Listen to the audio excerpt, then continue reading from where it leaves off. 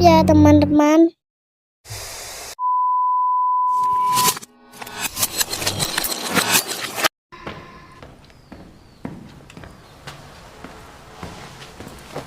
Berlatar di kampung halamannya Nobita, yaitu Tokyo di Jepang, kisah akan berfokus pada seorang pria bernama Yoshi yang sedang berada di sebuah bengkel perakitan alat terapi listrik milik seorang pria parubaya bernama Pak Tonoyama. Ada sekitar kurang lebih 30 unit alat terapi yang belum dijual di pasaran. Yoshi bermaksud memborong semua alat terapi tersebut dengan harga yang terbilang murah. Menurutnya, di zaman serba online seperti sekarang ini, akan cukup sulit untuk seseorang seperti Pak Tonoyama menjual alat seperti itu. Sehingga daripada menjualnya sendiri, Yoshi menyarankan agar semua unit dijual kepadanya saja. Hitung-hitung jual cepat, daripada menunggu waktu yang lama, yang entah kapan akan laku itu.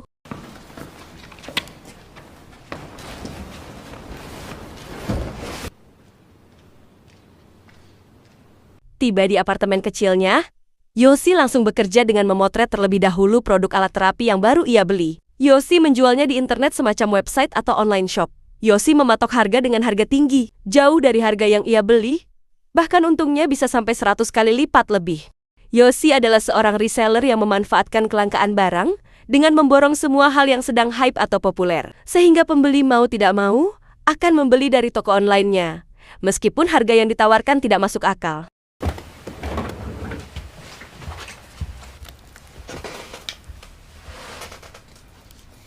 Kurang dari 1 jam, alat terapi yang sedang viral di TikTok itu pun langsung ludes terjual. Sehingga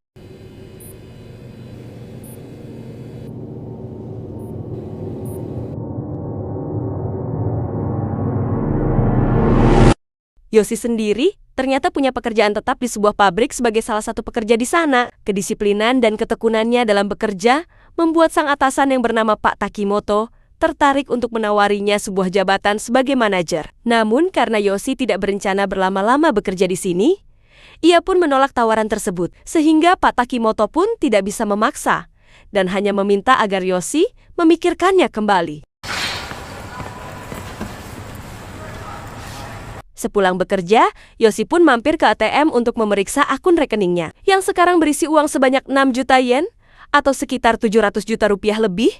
Jumlah yang sangat fantastis, hasil dari jualan alat terapi kemarin, tiba di apartemennya. Sudah ada sang pacar yang bernama Akiko, yang terkadang nginep di sana untuk menemaninya. Yoshi pun menceritakan tentang keuntungan yang baru ia dapatkan. Cukup untuk Akiko beli bakso dan belanja pakaian yang mahal. Sehingga dengan uang segitu, Yoshi cukup pede untuk ngajak Akiko tinggal bareng satu atap dengannya. Namun karena apartemennya dianggap terlalu kecil dan sempit, Akiko pun menolak ajakan tersebut. Iyo. いろいろ買うよ。欲しいものいっぱいあるから。 Keesokannya saat libur kerja, Yoshi menemui teman lamanya semasa masih sekolah bernama Muraoka yang diketahui sedang berencana membangun bisnis online shop sebagai reseller, tanpa tahu bahwa Yoshi sudah memulainya duluan. Walaupun masih kecil-kecilan, Muraoka mengajak Yoshi untuk kerjasama, semacam mengajak investasi dengan iming-iming sharing profit alias keuntungan dibagi dua. Namun Yoshi langsung menolaknya, karena sendirian pun ia sudah bisa menghasilkan keuntungan, yang sudah cukup sangat lumayan.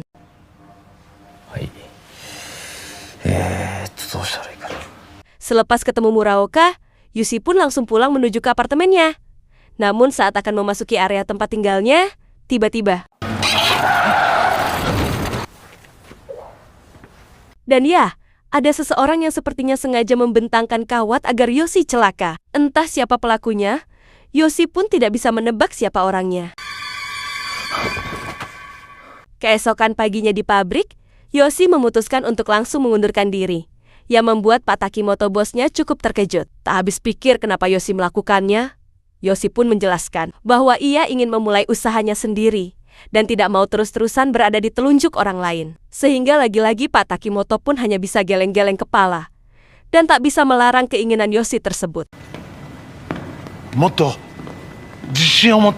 Di depan Akiko, Yoshi langsung menceritakan tentang dirinya yang sudah keluar dari pabrik, di mana Yoshi meminta Akiko untuk keluar dari tempat kerjanya juga sebagai pelayan di sebuah toko. Yoshi berencana untuk fokus sebagai reseller atau seseorang yang membeli barang dari produsen dan menjualnya kembali kepada konsumen, termasuk akan membeli sebuah rumah yang lebih luas dari apartemennya ini. agar Akiko tidak bisa lagi menolak ajakannya untuk tinggal bersama. 楽しみにしてる。 Malam harinya, ketika Akiko sudah pulang untuk mengemas barang-barang di kosannya, Yoshi juga terlihat sedang sibuk mengemas barang-barang di apartemennya untuk pindah ke tempat tinggal yang baru. Sampai ketika ada pemadaman lampu bergilir, muncullah Pak Takimoto, mantan bosnya, yang datang untuk berkunjung. Namun karena Yoshi malas untuk ketemu, ia pun tidak membukakan pintu. Dan seolah-olah sedang tidak ada di rumah.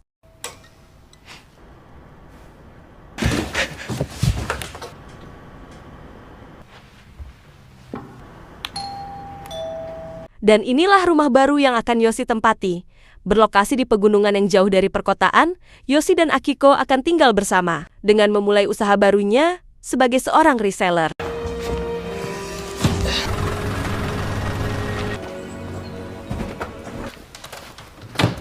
Tak bisa hanya bekerja sendirian, Yoshi pun merekrut seorang pemuda lokal pengangguran bernama Sano untuk dijadikan sebagai asistennya. Yoshi pun menunjukkan barang yang sedang ia jual, yaitu sebuah tas bermerek yang sebenarnya palsu, atau bisa dibilang KW, seperti biasa. Yoshi mematok harga yang tinggi, demi untuk mendapat keuntungan yang lebih besar. 実名出したらまずいでしょ。それと佐野くん。 Singkat cerita, malam pun tiba. Setelah seharian mengupload dan memposting produk di toko online-nya, Yoshi yang penasaran pun bangun untuk memeriksa berapa tas yang sudah terjual. Di mana saat Yoshi sedang fokus memperhatikan, tiba-tiba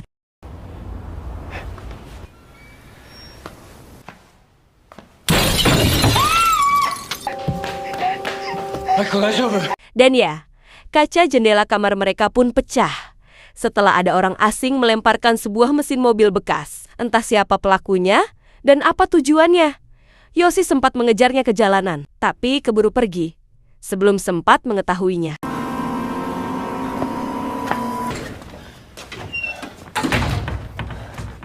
Keesokan paginya, Yoshi mendatangi kantor polisi terdekat untuk melaporkan apa yang terjadi semalam, di mana si petugas berkata bahwa pelakunya kemungkinan besar adalah para pemuda lokal yang tidak suka dengan keberadaan orang kota yang baru pindah ke kampung mereka. Alih-alih fokus pada masalah, si petugas justru malah menyinggung soal pekerjaan Yoshi yang dengar-dengar menjual tas palsu, sehingga si petugas meminta sedikit pengertian. Ya tahu sendirilah, uang rokok dan kopi kalau tidak ingin para petugas melakukan penggeledahan ke tempat tinggalnya.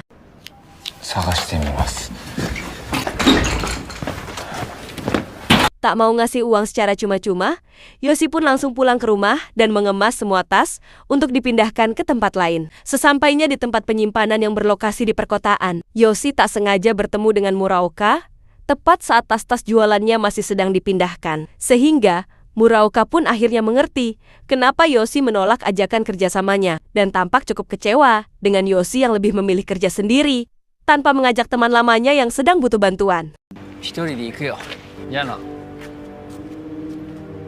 Tiba di rumah, Yoshi dikejutkan oleh Sano yang sudah berhasil menangkap pemuda pelaku pelemparan kemarin malam. Tanpa disuruh, Sano berinisiatif mencari pelakunya sebagai bentuk kesetiaan dan rasa terima kasih atas kebaikan Yoshi yang sudah memberinya pekerjaan.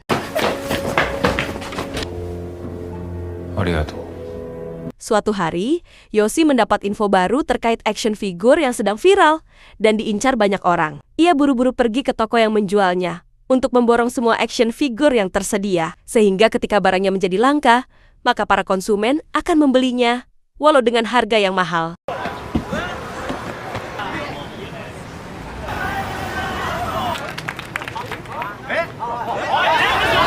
Di rumah, Sano terlihat memakai komputer milik Yoshi, yang sebenarnya itu sudah dilarang. Yoshi hanya penasaran dengan komentar-komentar para pelanggan yang isinya hujatan semua. Mereka mengeluhkan tentang tas bermerek yang sudah mereka beli mahal, ternyata palsu. Bahkan ada satu komentar yang mencantumkan link khusus untuk orang-orang yang sudah tertipu dan terzalimi. Mereka membuat semacam grup khusus untuk orang-orang yang benci terhadap Yoshi. Tak lama, Sano pun menemui Akiko yang sedang mengemas seluruh pakaiannya berniat untuk pergi. Akiko mengaku bosan berada di tempat ini, jauh dari salon, jauh dari tempat nongkrong, jauh dari tempat hiburan. Intinya, dia bosan. Hal ini menunjukkan bahwa Akiko tidak benar-benar tulus mencintai Yoshi dan akan pergi kapan saja ketika keinginannya tidak terpenuhi. Selang beberapa saat setelah kepergian Akiko, muncullah Yoshi yang baru pulang. Sano langsung memberitahu tentang kepergian Akiko. Termasuk alasan kepergiannya, Yoshi tidak terlalu terkejut. Karena pasti nanti dia balik lagi. Saat Yoshi sedang memeriksa komputernya, ia menyadari jika ada seseorang yang baru memakainya. Sano langsung jujur bahwa ia hanya ingin memeriksa komentar-komentar pelanggan. Dengan dasar inisiatif sendiri, ingin membantu lebih agar penjualan semakin ramai. Yang meski Sano sudah menjelaskan bahwa apa yang ia lakukan sebagai bentuk rasa terima kasih atas pekerjaan yang diberikan, Yoshi tetap tidak mau mendengar dan langsung memecat Sano. Saat itu juga, ラーテルについて検索したことあります。それじゃ。 sejenak kita tinggalkan dulu urusan Yoshi dan beralih kepada salah satu pembeli tas palsu yang sedang dipukuli gara-gara menjual lagi tasnya kepada orang lain. Kesal dengan hal itu, si pembeli yang bernama kita panggil saja Gondes mencoba mencari tahu siapa pemilik toko online tersebut. Ia menemukan link yang mengarahkannya pada grup pembenci Yoshi, sehingga ia langsung datang ke lokasi untuk menemui grup tersebut.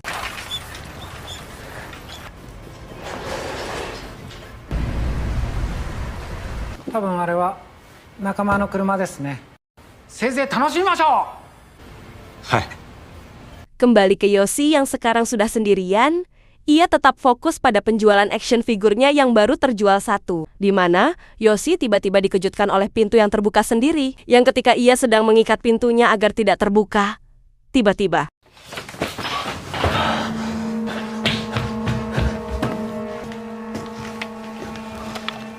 dan ya, muncullah Pak Takimoto yang sudah berada di dalam rumah, sembari membawa senjata api. Ternyata Pak Takimoto ini adalah salah satu anggota grup pembenci Yoshi yang berniat membalas dendam atas semua sakit hati pengunduran diri Yoshi dari pabrik, dianggap sebagai sebuah penghinaan. Ditambah pada malam saat Pak Takimoto bermaksud berkunjung, Yoshi sengaja tidak membukakan pintu. Padahal Pak Takimoto tahu Yoshi ada di dalam. Hal itu semakin menguatkan dugaan jika Yoshi benci terhadap dirinya, sehingga sekarang beliau berniat untuk membalas dendam bersama dengan seluruh anggota grup pembencinya.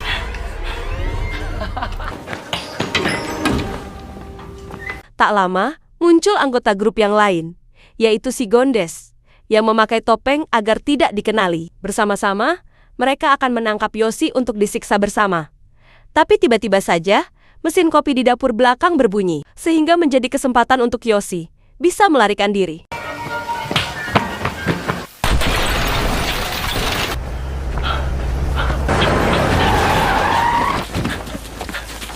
Yoshi pun berlari kabur ke dalam hutan sampai menemukan sebuah kabin milik seseorang. Ia pun masuk dan bersembunyi di dalam.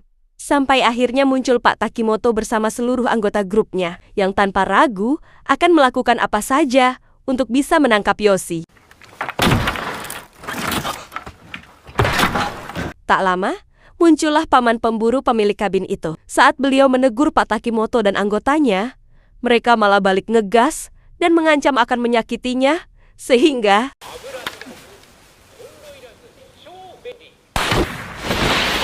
dan ya, di luar dugaan Pak Takimoto ternyata adalah seorang psikopat yang nekat melakukan pembunuhan tanpa rasa bersalah. Yoshi lagi-lagi memanfaatkan hal itu untuk bisa kabur dan ia kembali ke rumahnya untuk mengambil barang-barang yang penting.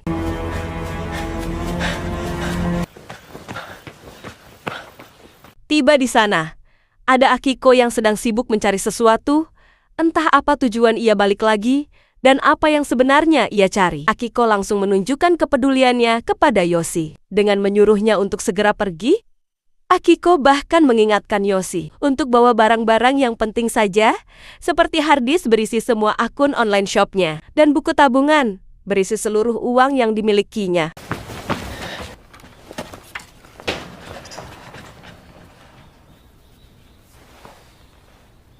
Saat Yoshi keluar rumah duluan, sudah ada Muraoka yang ternyata adalah salah satu anggota dari grup pembencinya, sama seperti yang lain. Muraoka juga sakit hati setelah Yoshi menolak ajakannya untuk usaha bareng dan malah melakukannya sendirian. Sampai akhirnya muncullah anggota grup yang lain. Dan inilah yang terjadi.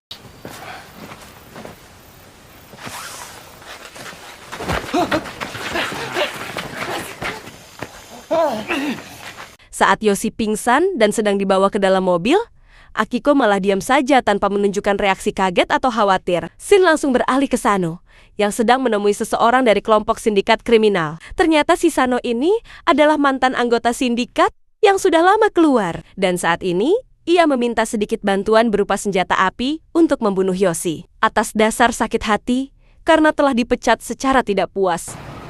これでスマホの位置を特定できます。 Setibanya di rumah pegunungan, Sano tidak menemukan Yoshi di sana. Namun dengan alat pelacak yang diberikan oleh anggota sindikat, Sano bisa langsung tahu di mana keberadaan Yoshi saat ini dan langsung meluncur ke sana untuk menemuinya.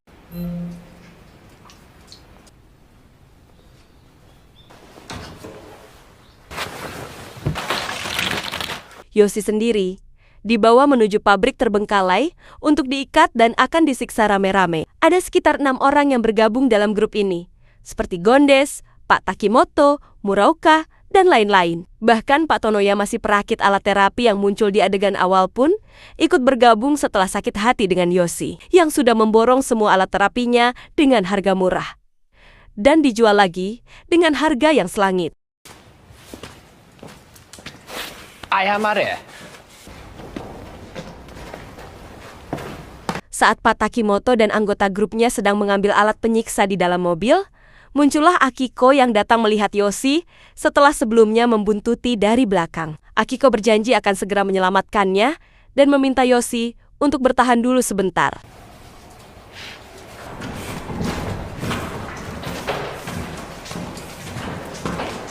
Tepat saat Pak Takimoto dan grupnya akan memulai penyiksaan, muncullah Sano yang baru sampai di lokasi dengan wajah dingin. Sano menembak salah satu anggota grup yang kebetulan masih berada di luar.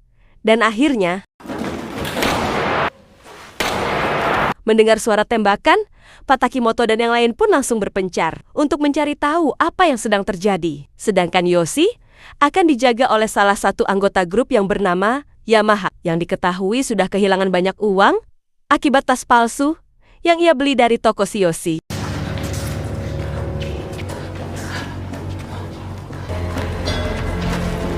Saat Yamaha sedang menceritakan nasib buruknya, muncullah Sano yang datang dari balik kegelapan. Dan inilah yang terjadi.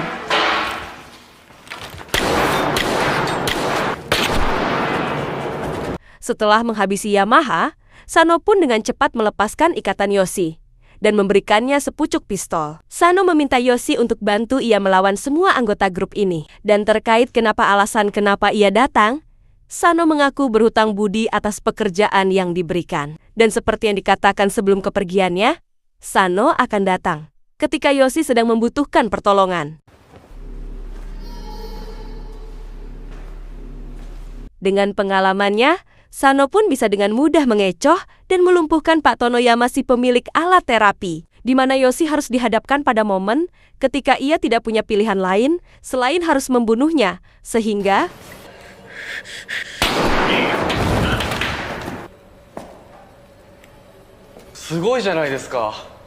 melihat Pak Tonoyama sudah mati, Gondes yang pada dasarnya penakut pun memilih untuk kabur dan tidak mau terlibat lebih jauh dalam masalah ini. Namun Pak Takimoto sang psikopat pun tidak akan pernah membiarkan hal itu terjadi. Dan inilah yang dia lakukan.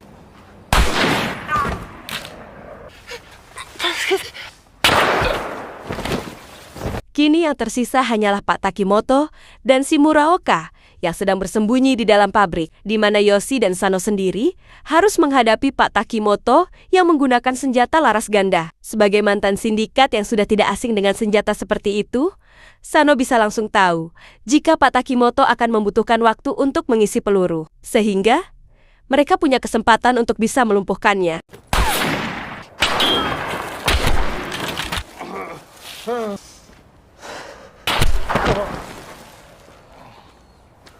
Mendengar teriakan Pak Takimoto yang sudah mati, Muraoka pun sadar jika kini dirinya tinggal sendirian.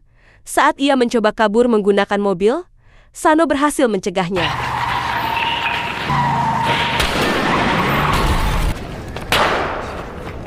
Saat sedang mencari Muraoka yang kabur kembali ke dalam pabrik, Sano pun berhasil tertangkap dan diancam akan dibunuh. Akan tetapi,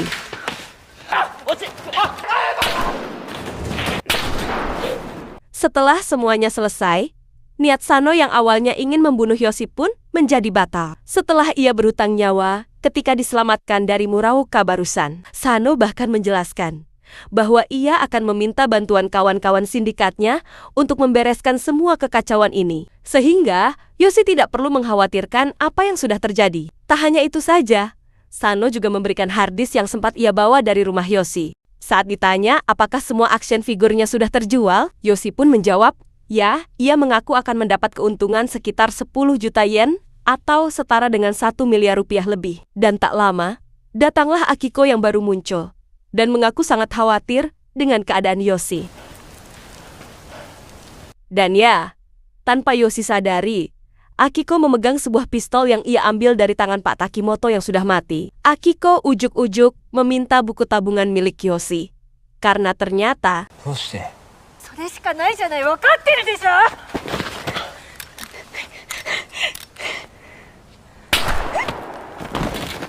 dan ya, Akiko akhirnya maut setelah Sano menembaknya dari arah samping. Seiring dengan hal itu, akhirnya terungkaplah bahwa sejak awal pacaran, Akiko sebenarnya tidak benar-benar tulus mencintai Yoshi. Ia hanya memanfaatkan Yoshi saja. Terlebih lagi, ketika mendengar Yoshi untung besar dari hasil penjualan alat terapi, disitulah otak jahat Akiko mulai muncul. Kawat yang terbentang di tengah jalan yang nyaris mencelakainya pada malam itu adalah ulah dari si Akiko ini, demi untuk menguasai semua uang milik Yoshi.